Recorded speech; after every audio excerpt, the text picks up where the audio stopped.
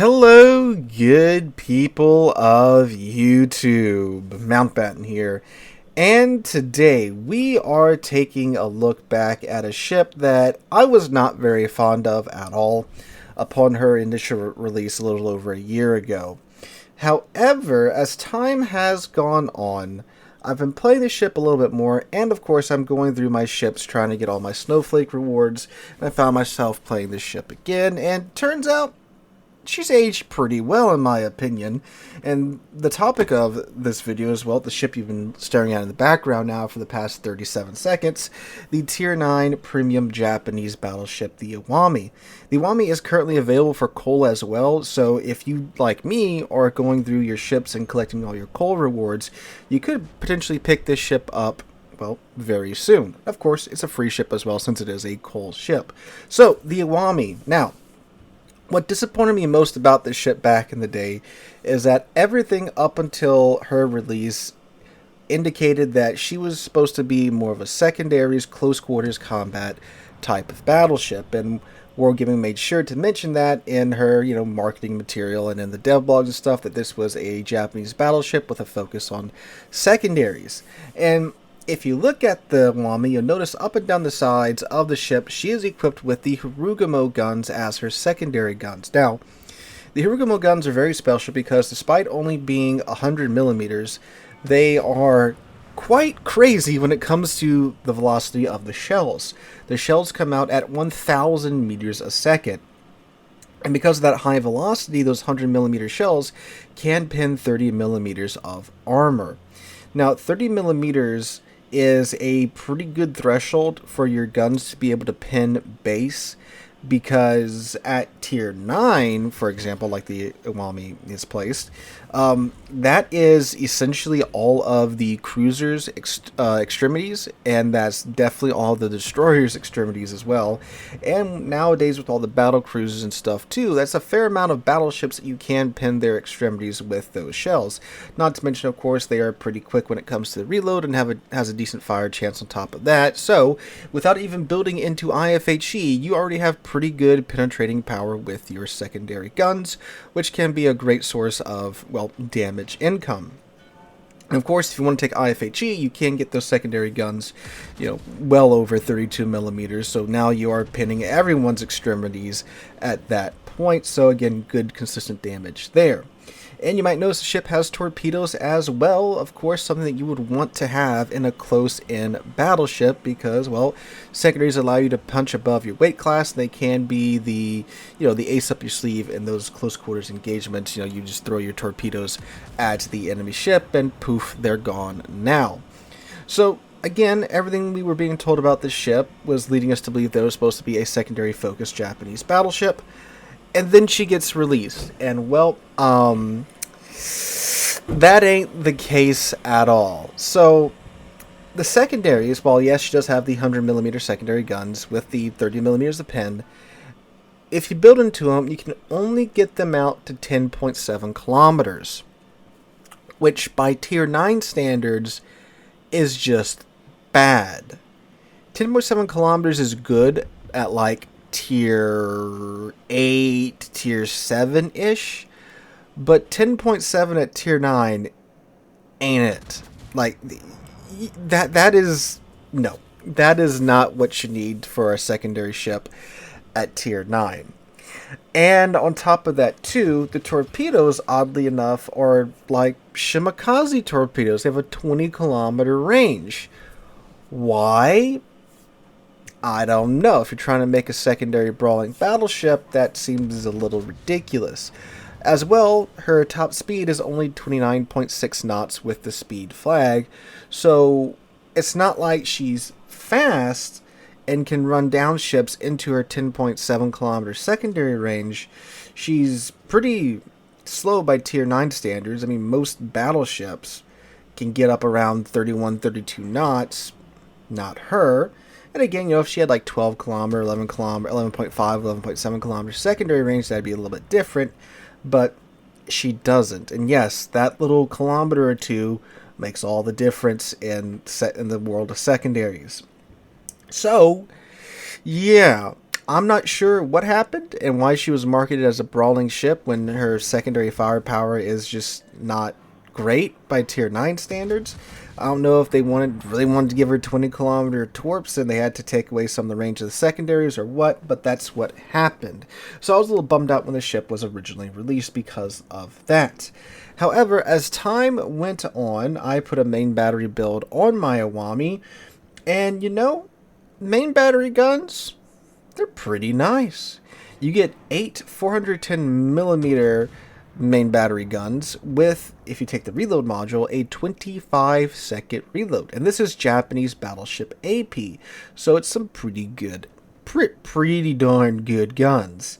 And with a 25-second reload, what I find that does, now after having played the Iwami for quite some time, is that it allows you to compensate for the wonkiness of the Japanese battleship dispersion, which from my experience with the Iwami, her dispersion is never too bad. I mean, of course, like every battleship, you have the salvo where you get the, the wonky dispersion, but with a 25-second reload, starting out with, it's pretty manageable. You throw enough shells at the wall, something's going to stick, right?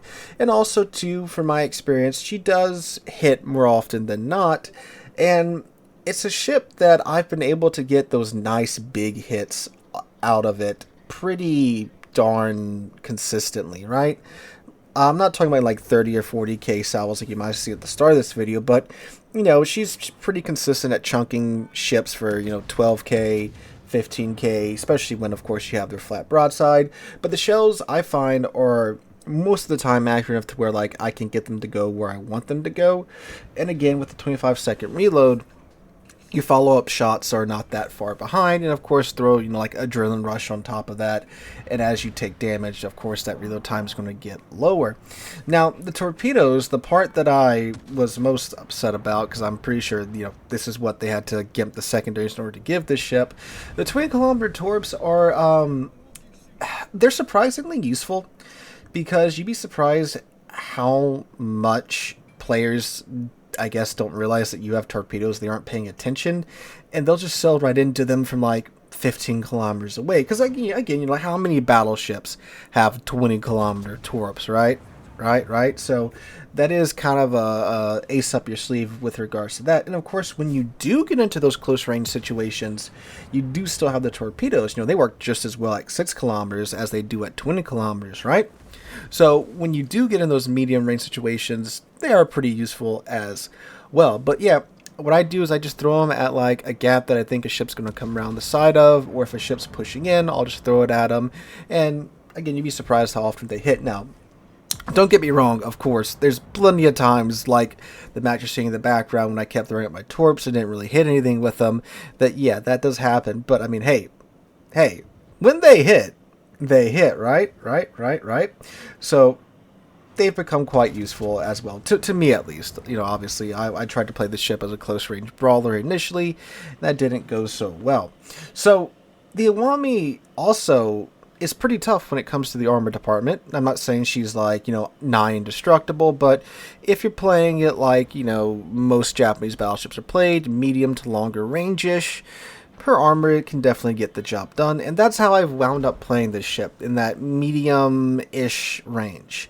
I'm not sitting all the way in the back most of the times with the ship, but, at about 15, 16 kilometers with the firepower that you have at your disposal, because 8 16-inch guns, again, by themselves aren't that much at tier 9, but when you get that 25-second reload, and you're that close with the comfortableness of the Japanese shells, yeah, you can make it work at that range. And then what I'll do is, once the game starts to I'm going to say develop or devolve, depending upon, how high tier matches go, you then push in, and while, yes, you don't have a secondary build, the secondaries are still there, and with their reload time, they're still able to hit decently well enough.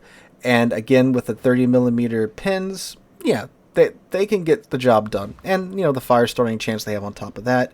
But you also have your main battery guns, that you have that 25-second reload on them with the Japanese AP. Those are quite fearsome. again, they work just as well as at 6 kilometers as they do as 20 kilometers. But 6 kilometers you got to lead a lot less, right?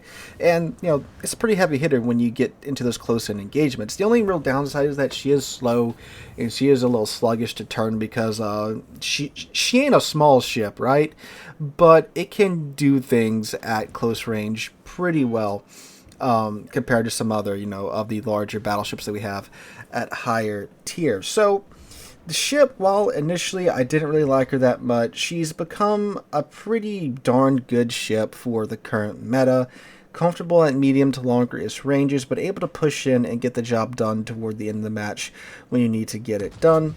And I mean, like, it's a free ship, right? Like, it's a coal ship. You can get the ship 100% for free just by exchanging your coal in the armory for her.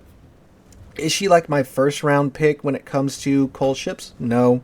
But if you like medium range gameplay, I think it's a pretty solid battleship for you to pick up. Again, would it be my first choice? Probably not. But it does quite well in today's meta.